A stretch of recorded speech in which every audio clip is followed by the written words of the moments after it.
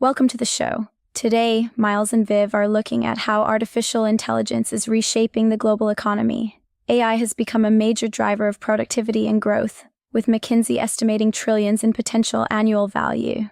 Capital is pouring into semiconductors, data centers, and new AI ventures, fueling a massive shift in global investment. We'll also explore how this transformation is affecting labor markets, straining energy systems, and forcing governments to rethink policy. By the end, you'll understand how AI is not just changing business, it's redefining the world economy itself. Okay, so if you run a business, or maybe lead a team, or honestly, if you just want to understand where the global economy is actually headed right now, you need to listen to this.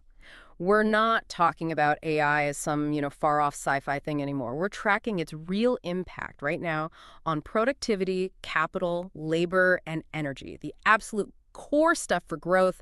And our mission, really, for this deep dive is to take a whole stack of specialized reports, think McKinsey, IMF, folks like that, and boil down these huge economic shifts into something, well, actionable for you.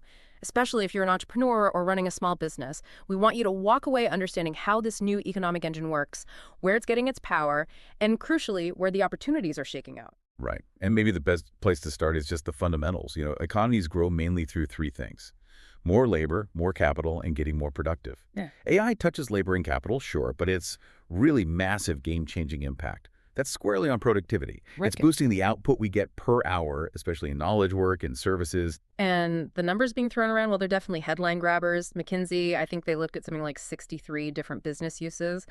They projected a potential value creation globally of between, 2.6 trillion and 4.4 trillion US dollars annually. Yeah, huge numbers. But I have to ask, $4.4 trillion, that sounds almost astronomical. Are there other views, maybe a more conservative floor we should anchor to, or are we really talking that kind of value unlock? That's a really fair question. Look, that high-end number, it's ambitious, no doubt. But what makes the research pretty compelling is that the floor, that $2.6 trillion, that's based just on existing generative AI capabilities getting adopted. And maybe more importantly, the impact is shifting. It's moving from just potential, from hypothetical, into actual tangible results.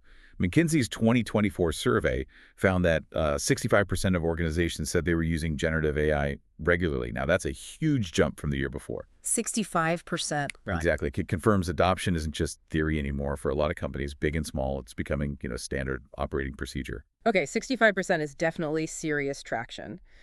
So if the engine's starting, how exactly is that productivity happening? It's not just about doing the same tasks faster, is it? No, precisely. It works on sort of three levels. Mm-hmm. Speed, yes, but also efficiency, doing things with fewer resources, and the actual quality of the work, better outcomes. And this pattern, it's exactly what we saw with other big tech revolutions like electrification or the internet. The Financial Stability Board points this out too. AI lifts productivity first within a company, then across an industry, and that eventually, over time, feeds into higher overall output and incomes for everyone. Okay, that makes sense. So it's a ripple effect. It is. And we're definitely moving beyond just testing things out. Okay. When firms like McKinsey put out their 2025 updates, they stuck by that huge opportunity number. But the key difference they highlighted was that companies are now actively scaling AI, integrating it into their core workflows. Core workflow. So it's not just a side project or an experiment anymore. Exactly. It's becoming permanent, baked into how businesses operate. That really cements this realization phase we're in. Now, obviously, to make all this happen, you need money, lots of it. But it's not just any investment. Mm-hmm. AI is causing this massive, very specific redirection of global capital. It's flowing towards the building blocks. Computing power, data infrastructure, software. And what's really fascinating here is just how concentrated that investment is. Okay, so it starts with the basics, right? The physical stuff. Semiconductors, the chips. There's a huge web there, driven by the specific kinds of logic and memory chips needed for AI training and, what's the other term? Inference. Inference, yeah. Yeah. That's just the day-to-day running of the trained AI models, the part where it actually does the work for you, and the market size. The World Semiconductor Trade Statistics Group, WSTS, they project it hitting somewhere around $700 to maybe $730 billion in 2025. $700 billion, just for chips. Yep, huge growth. And it's directly tied to demand from cloud providers and AI developers. And those chips need somewhere to live, right? Which brings us to data centers, the sort of new AI factory floors. Exactly. And reports from places like Delaware Group show these huge cloud companies, the hyperscalers like Amazon, Microsoft, Google.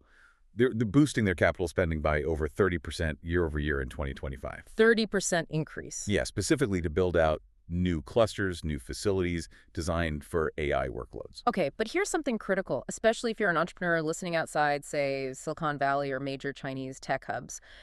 The OECD points out that even though global private investment in AI is climbing fast, tens of billions, the vast majority of that money, it's going to just a few places, mostly the US and China. That's a crucial point. So if nearly all the capital is pooling in the US and China, what does that really mean for businesses elsewhere? Are they kind of left behind already, or is it more that they'll be fast followers adopting the tech once it's packaged up? Yeah, that's the real tension, isn't it?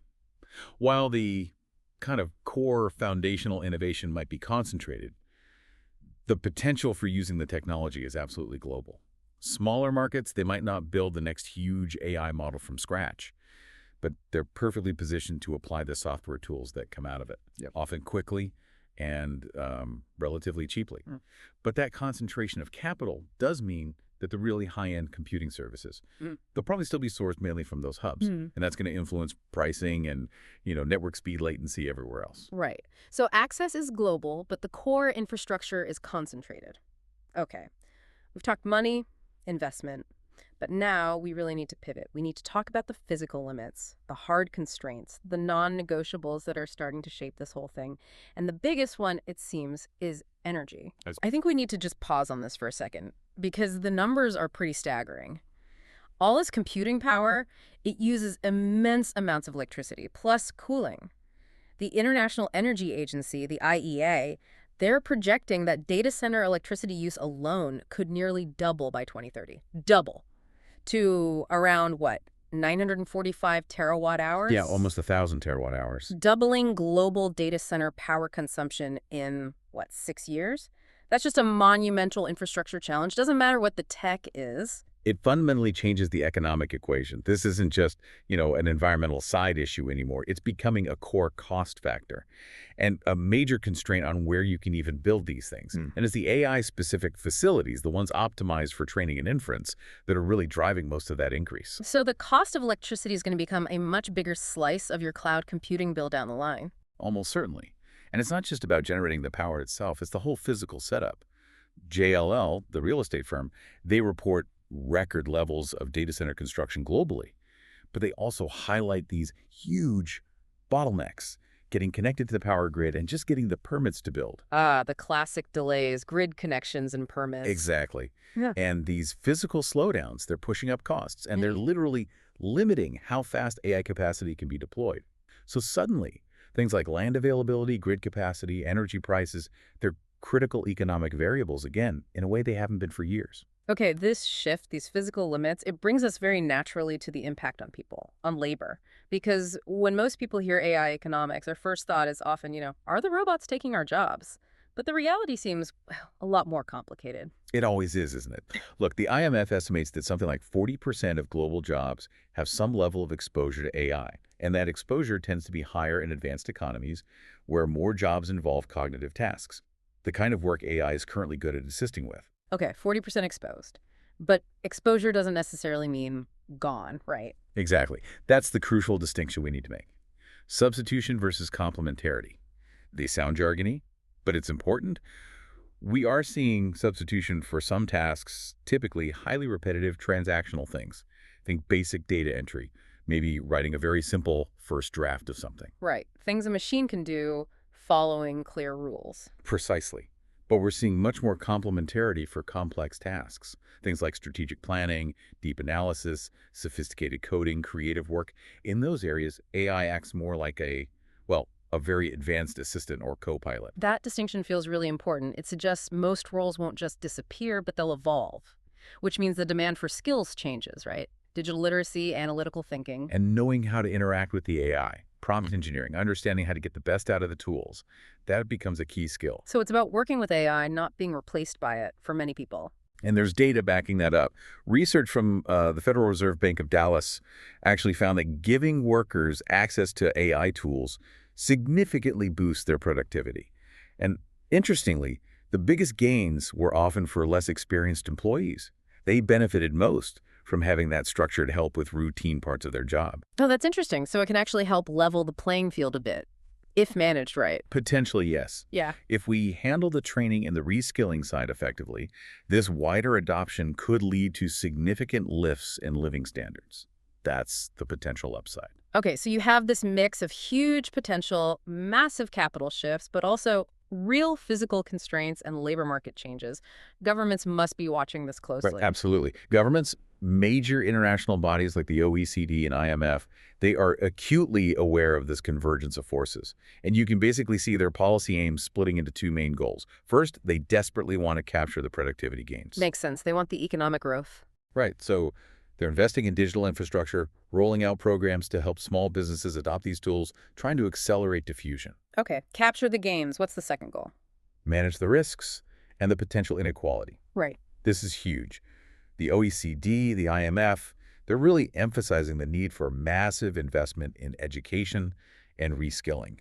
And they're also looking hard at competition policy, trying to figure out how to prevent all the power and economic benefit from concentrating in just a handful of giant AI companies. Spreading the benefits is key. So capture the upside, manage the downside. Makes sense. We've got all these different threads: productivity, capital, energy, labor, policy. How do they actually fit together? Is there a kind of sequence an entrepreneur can track? Yeah, I think there is. If you step back and connect the dots, you can see what we might call a reinforcing sequence, a kind of macro cycle that's really important to monitor, whether you're investing or running a business. It basically starts when the AI models themselves get better. Higher quality models mean a better return on investing in the computing power and the data needed to run them. Okay, step one, better AI. Step 2, capital responds instantly. Money floods towards the chips, the data centers, the AI software companies. We're seeing that right now. Right, the investment wave. Step 3, adoption spreads. Businesses across different sectors start using the tools, and that begins lifting productivity more broadly. That's the positive feedback loop kicking in. Productivity rises, got it. Step 4 is the reaction phase. Labor reorganizes. People adapt, roles change, new skills become valuable. Step 5, the physical bottlenecks start to bite. Energy costs, component shortages, grid limitations, they begin influencing the cost of doing business and even where you can do business effectively. The constraints we talked about: energy, land, grids. Exactly. And finally, step 6, policy response. Governments step in with regulations, investments, safety nets, trying to steer the whole process, setting the speed limits and the guardrails. Okay, that sequence is helpful. Model quality, capital adoption will settle, change. Bottlenecks, settle out policy. Understanding that flow, that's how you move from just theory to actually making decisions. So maybe let's pivot now and make this really concrete. Let's translate this big macro cycle into, tangible things for you, the person running a business trying to stay ahead. Yes, perfect. What are the practical takeaways? Okay, first, and this is probably good news for most, expect the costs of using these AI capabilities to fall, maybe quite sharply. As the chip production ramps up and the cloud infrastructure gets built out globally, OECD data suggests these tools will just get cheaper and easier to access. That should help your bottom line directly. Cheaper tools, good start. What else? Second, you absolutely must monitor your input markets. Your long-term operating costs are going to be increasingly tied to the price of those specialized chips, cloud compute services, and more, electricity. Remember those JLL and IEA reports. They're crystal clear.